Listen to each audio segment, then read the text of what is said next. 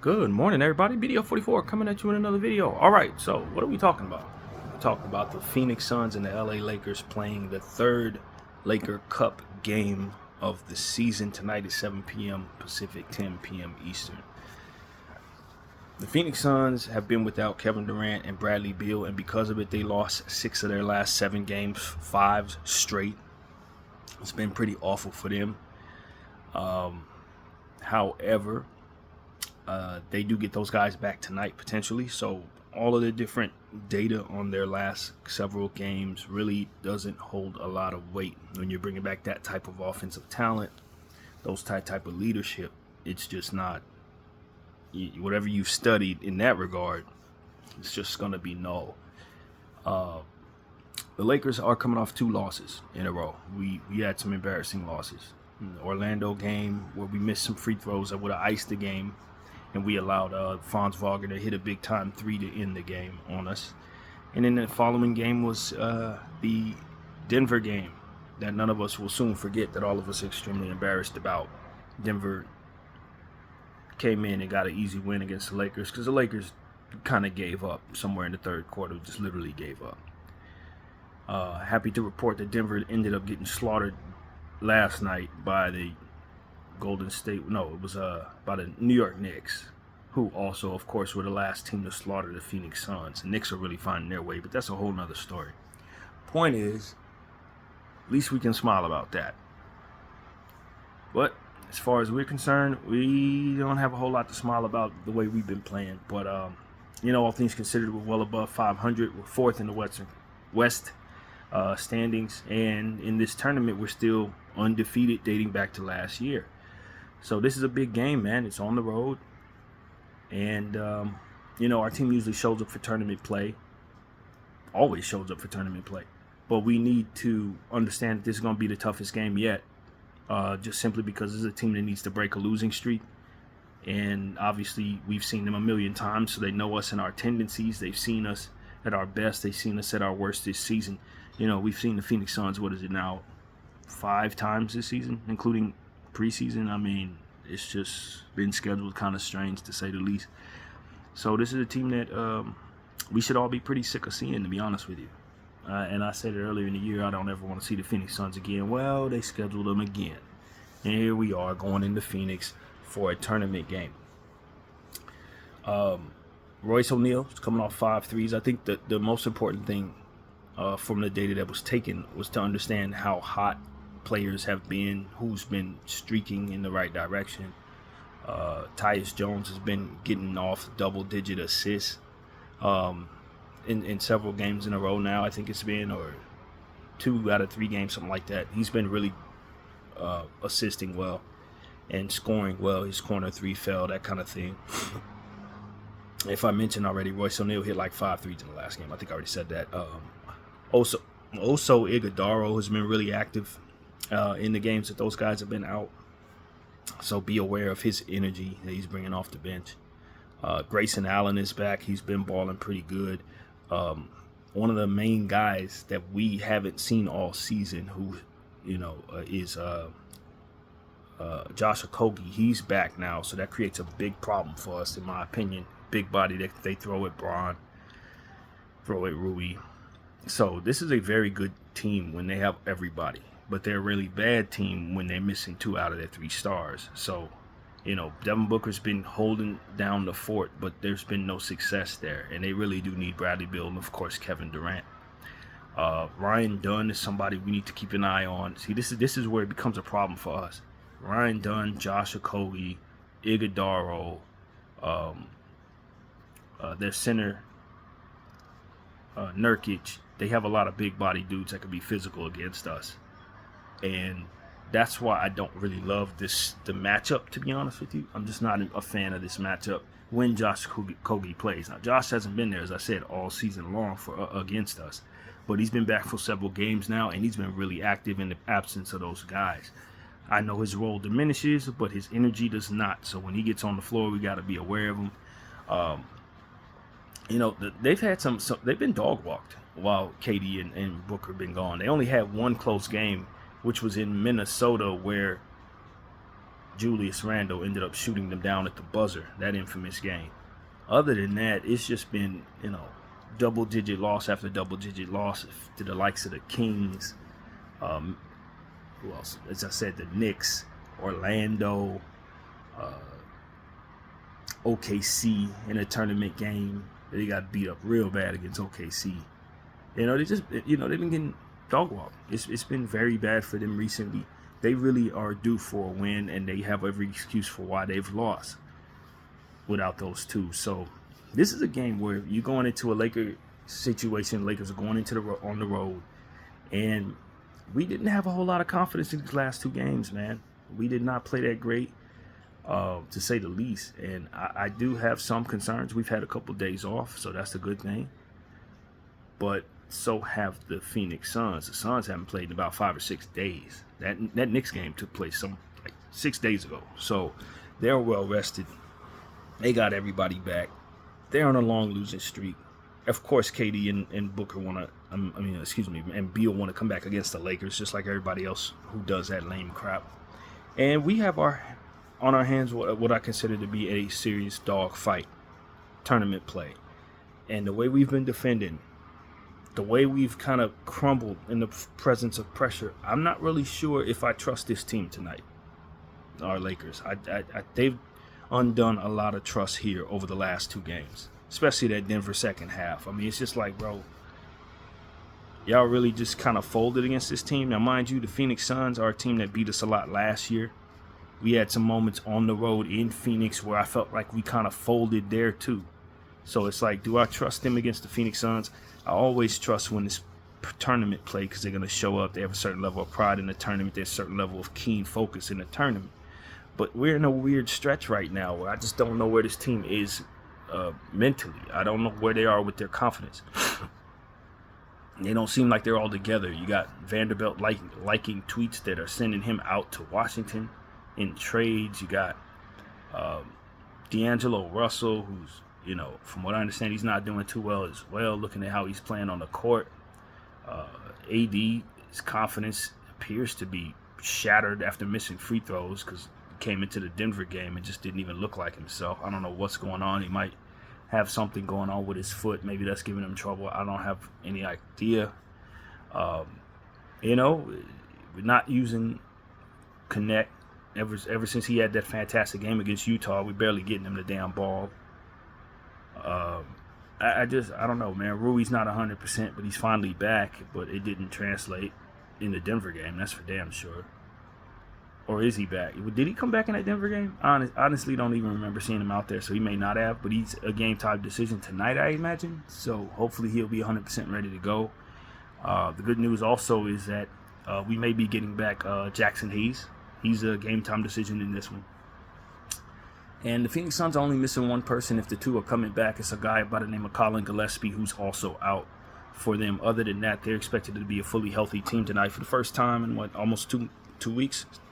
So I don't like this. Going into their building, big bright orange floor that they're going to have, especially for the tournament situation. I just feel like this is going to be a whole lot of Phoenix, man. A whole lot of Phoenix. And hopefully the Lakers can kind of shift gears on how things are going.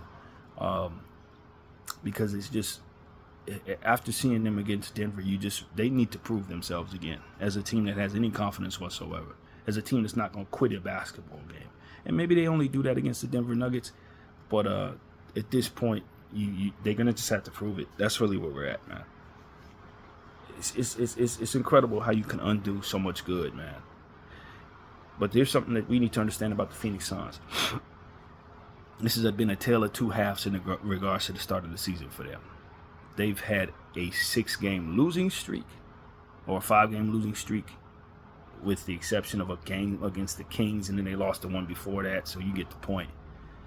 And they had an 8-game winning streak at the start of the season where they couldn't lose against anybody. So this is a team that's heavily predicated upon having their superstars, but when they have them, they're a contender. And when they don't, they're the worst team in the world. So that's the MO of this basketball team, meaning you're going into it with them having everybody. They're as good as anybody tonight. So who are the Lakers going to be is the question. That's what I have to ask all of us. Are we going to be prepared for a team that can beat teams over and over again? Or are we thinking we're walking into this building getting ready to face a team that's been losing to teams over and over again? Because the only thing that I really gained from watching highlights of those Phoenix games that they lost is that their role players are getting better. That's what they got out of that losing streak, is that guys like Okogie, Iguodaro, the other players on this team are getting better. They're getting more opportunities, more reps. Ryan Dunn, they're finding chemistry with one another. All they need is their stars, and they got them. So what are we going to do in this tournament situation where we know KD's going to be wide awake? Devin Booker's been healthy. He ain't hurt, and he's looking great. Bradley Beal, he'll likely come back tonight as well. So what are we going to do? Are we going to show up? Are we going to try to match their intensity? Are we going to utilize the talent that we have in Dalton Connect? Are we going to let him be a 9-point scorer while we watch other people shoot the ball and brick it? Is D'Angelo Russell going to bounce back? Is he going to ever play well this season? Like, honestly, are we ever going to see a good D'Angelo Russell this year, or is it just going to be him playing this poorly until he gets somewhere else? And I mean, what is going to be the MO of this basketball team? Are we going on a 3-game losing streak and losing our first tournament game, or are we going to continue our unblemished record in this tournament and beat this Phoenix Suns team? Because at this point, they got to prove themselves to me, man. So, we'll see, man. Austin Reeves, he had a pretty good shooting night against Denver to start the game. He was one of the few people that was very efficient in that game. That needs to continue into this one, period. We need that. We need our defenders to play well. Cam Reddish, Max Christie. If Max gets minutes, we never quite know what's going to happen with Max's minutes, but I feel like he's been doing what we need him to do on the defensive end. If you have expectations for him on the offensive end, you may be disappointed lately, but defensively, he's been doing his job. Cardi G, is he going to do anything? Like, he seemed to be finding a way to contribute every other game these days. You know what I mean? So that's kind of how that's gone. But not very much. When you talk about contributing, we're talking about a low floor there when we consider what it is that he's ultimately expected to give us. Ceiling, rather. It's just not much. 5-6 points, a steal. That's all I really expect out of him. Quincy Olivari seems to be a game-time decision. He rolled his ankle in the G League, which is one of my concerns, that sending him down there would ultimately get him hurt. But he seems to be available. If they want to, do the right thing and call him up, he should be available any moment now. That kind of thing, man. It's just rather frustrating watching our basketball team these days, man. We're just doing things the wrong way, strategizing monotonously. We're just in a lull stretch. And, I just think that we need to just focus in on utilizing the hot hand, Dalton, so much more so he can lead us to easy scoring victories, man. Easy scoring victories. Take some pressure off of these superstars. Get the ball out of these inefficient guards' hands that can't defend. And just allow for the young shooter to draw so much contact until they figure out a way to stop him from shooting. And when they figure him out, then get back to that other stuff when you have the spacing that he creates. That's what we need to be strategizing, in my humble opinion. Him getting less than 12 shots a game at this point is not for our betterment. It's not. Not when we got players taking 15 shots and only hitting 5 or 6 of them. I'm just over the whole process there. Defensively, I don't know if we can do anything about anything, because for all of our best defenders' skill sets, they don't provide any scoring. So it's lean into your defense, lean into your offense, but you can't have both type of deal. That's kind of what our team has been for the last several years. So, more Max Christie and more Cam Reddish if they're hitting shots. I think Cam Reddish has been hitting shots. We need to consider giving him the minutes that he's deserving of, starting him. I know a lot of people are talking about putting Dalton Connect in the starting lineup. I think the only benefit to that truly is him getting off to an early rhythm. But if they're not going to feed him the ball, then there's no point in putting him in the starting lineup, because he's going to provide some defensive deficiencies that are already present without the trust of the other players that are going to find him, basically. So You do better not doing that, but more so upping his usage in second unit situations where he's the focal point of the offense, getting his rhythm. But I do think we're better off giving him the ball, getting him into a rhythm sooner, giving him your other players the space he provides sooner into the basketball game. I think the sooner he gets his going, the better.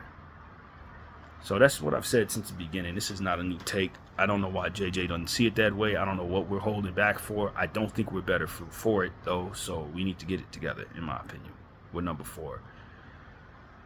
So, yeah, man, my patience level isn't where it needs to be. Obviously, it was worse last year with Darvin Ham and all the different issues with that. But this year, I just think that we're strategizing poorly, man. I think that a lot of what we're doing right now just doesn't work. And I think that the team is losing confidence. And I just think we need to fix that by doing some things that we're neglecting to do. Quincy Olivari and Dalton Knecht should be part of our regular rotation. That's what I think. I really believe that. That we're not utilizing both of those players is why we're not as good as we need to be. And I've been saying this about this organization for years. If you move your most mediocre stuff to the front of the line and let it lead you, you're going to be seen as a mediocre team. But if you move your best stuff to the top of the line and let it lead you, you're going to be one of the better teams. And until this organization finds a way to get around its politics so it can strategize a way to be better more often, then it's just going to be represented in the poorness of what it is it chooses. This crap with Gabe Vincent, there's no reason to keep doing this. You know that should be Quincy Olivari. You and I both know that, Lakers. We all know that. The whole fan base, the front office, the team, the coach, everybody knows damn well Quincy Olivari is a more capable basketball player than Gabe Vincent right now. Just because they gave him a contract does not mean that we need to continue to send him out there to do nothing. That player should be Quincy, getting up 5 and 6 and 7 3-point shots. His gravity and energy on the defensive end really helps the team. But because y'all need that to be Gabe Vincent, because he has a reputation for being a reliable perimeter defender, for which he is not right now, keeps people out there running him 18 minutes a game, 18 empty minutes a game, where we're getting absolutely no production. That should be Quincy Olivari, not only giving us the production he could provide us, but getting better in the process too. You'd be a better team if you did it, and you're afraid to for reasons that don't have anything to do with making our team better. But then people want to talk about trading away 2 and 3 picks so they can improve the basketball team. Make it make sense. You're willing to mortgage more of your young players to get yourself another role player, and you don't want to use the young players that you have that can ultimately be better than your role players. You ain't got to make a trade for that. Just bring them up and make them play. You got them for 50 games this year according to the contractual process.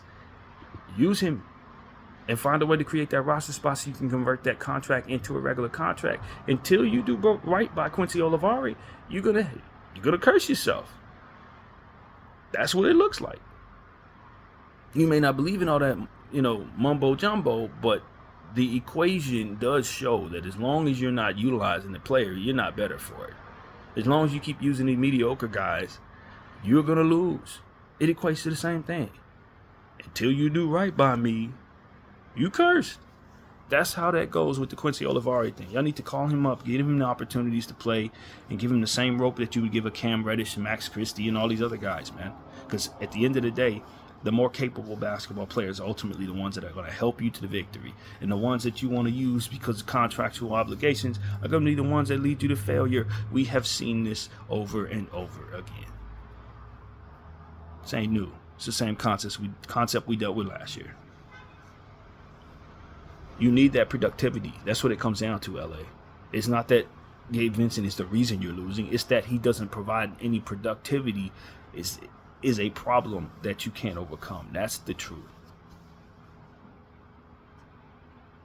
You don't have enough bench presence.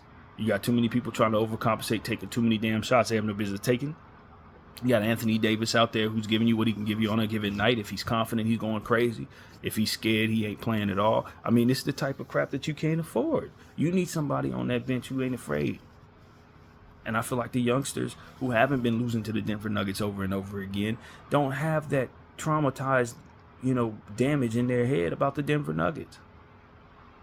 So utilizing them made all the sense in the world in the last game, and the Lakers just didn't. They just didn't. people afraid to play young players. If you look around the league, the teams that are afraid to play young players suck. I keep telling y'all this. I keep telling y'all, if everybody's paying attention to the same thing I'm paying attention to, all the teams that are doing what the Lakers are doing are struggling to high hell, man. Play your young players. They're ready to go in a lot of cases. And if they're not ready to go, then you playing them is going to get them ready to go. But as long as you continue to run your old guys, the old guys are proving that they're done. Good 56% of them are done, man. More than half of these players in regular rotation that are old role players are going to be in China next year because of what the data is showing us. We need to phase ours out. If they can't perform, they need to be sitting down, rooting for the team and helping us in coaching areas, man. I kid you not. That's where we need to be. And so, we're looking at a team that's a little mediocre right now. The Lakers, even though they have the ability to be in the 4th spot based on the early season wins against depleted basketball teams, when they've played against real basketball teams, they've been losing. And tonight we're playing against a full, healthy basketball team. The Phoenix Suns team that should be basically 100%. I don't know how good Colin Gillespie is, but he's not in regular rotation. They should be 100% tonight. And they got physical players, big players, shooters, rebounders. They got all the stuff that Denver got. They really do. So, and we've had our trouble with them. So if the Lakers want to come out, we're somewhat of a front-running identity, in my opinion. We tend to show up when that, in-season tournament brand is on the floor. Suddenly it just turns on our confidence and we go like crazy or whatever. So this is a game I would expect that would be the same. That's been our MO. Is it an in-season tournament game? Yeah, okay, we're going to play hard. Good. I'm glad that's what it is. Show us that tonight, please. You know what I'm saying? This is one of them games y'all can really get behind. But KD ain't tripping off y'all. He's well rested. He should be ready to go. He's going to get into a rhythm. We all know KD could miss 3 years of basketball, come back, be the same KD he was before. This is one of the best players in the world at that. And Bradley Beal's having a good season, even though he's been missing games, obviously. He's having one of his better seasons. So this is not a team that's going to be looking to toy around with us. If you're having a hard time defending, this ain't the team you want to see. And mind you, they're going to defend. Okogie, Dunn, they're going to defend, man. And that's what we need to understand. This is not an inept defensive team. Not with some of that talent they got. So hopefully the Lakers can patch up their fragile ego, man. That's really what I got to say, man. They're real fragile ego. It comes and goes with the wind. And J.J. Redick's going to have to understand that's the team he has, man. You got to utilize these guys differently than Darvin did. You can't have some of them same tendencies leading on some players that don't,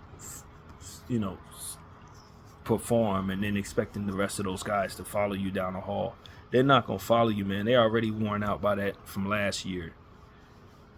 It's a lot of carryover frustration that this team is, baggage that they're carrying forward. And that is the antithesis of continuity when you're bringing back the same teams from previous years. They have the same tendencies.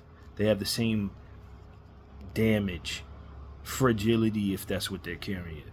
Tendencies that don't work, if that's what they're carrying. That's the problem with the carry into the new season, the old team routine. And with this team having the problems that it has, I don't know that you benefit from continuity as much as you struggle with those old tendencies. That's what we're finding. So, yeah, man, we'll see what this team does tonight, man. 2-game losing streak for us. We got some guys coming back. Rui and hopefully Jackson gives us a little more size. I honestly don't remember if Rui played in that Denver game or not, y'all. You have to forgive me. I just literally don't remember. But that's because I didn't watch too much of that game and I phased it out of my memory for the most part. I don't find myself very proud of that game at all.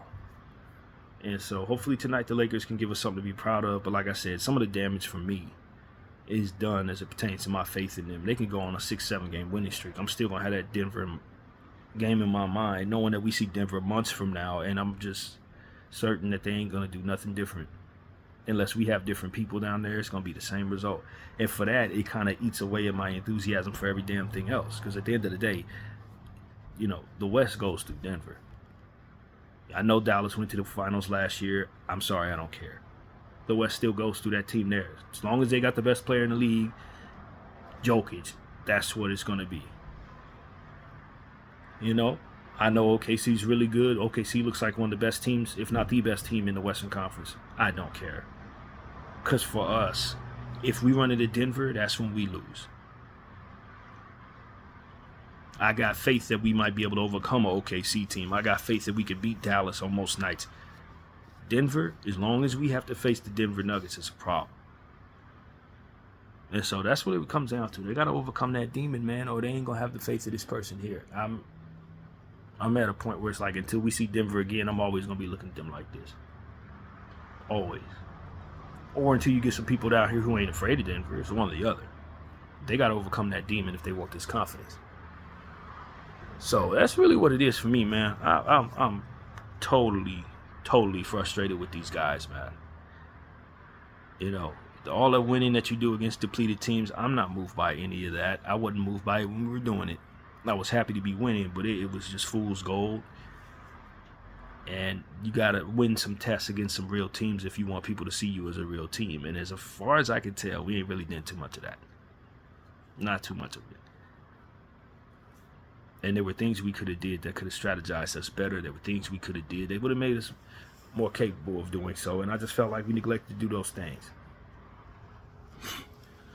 So that's really what it is, man. My enthusiasm ain't high for this game. Like I said, as long as it's an in-season tournament, branding on the floor, we're going to be excited about showing up. So I'm pretty sure we could bounce back, get some confidence for this particular matchup if we approach it like we've been approaching the last 12, 13 in-season tournament games. You know, it should be a fun one. The Suns are going to be wearing their black uniforms. Lakers are going to be wearing their white uniforms. And of course, like I said, it's going to be that bright orange tournament floor that I actually think looks pretty good on paper. I haven't seen a real layout of it on this. You know, we'll see it tonight. But to me, it looks like one of the better ones, I think. We'll see. So, you know, it's hit or miss with these floors, man. We know this in-season tournament thing, they ain't really been able to figure it out with the floors. But some of them look better than the others. And I think this one looked pretty good. So we'll see, man.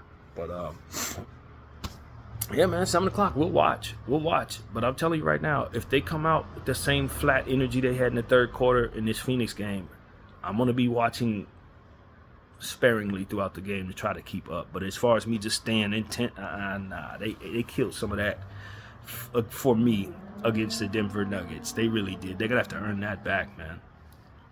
So, you know how to do it. I told you how to do it. You use the guys that were not here to do all of the Darvin stuff. The people who weren't in Darvin's situation need to be utilized more. They give us a different DNA, and they don't struggle with the same demons this team does. BDL 44. I thank you all for watching.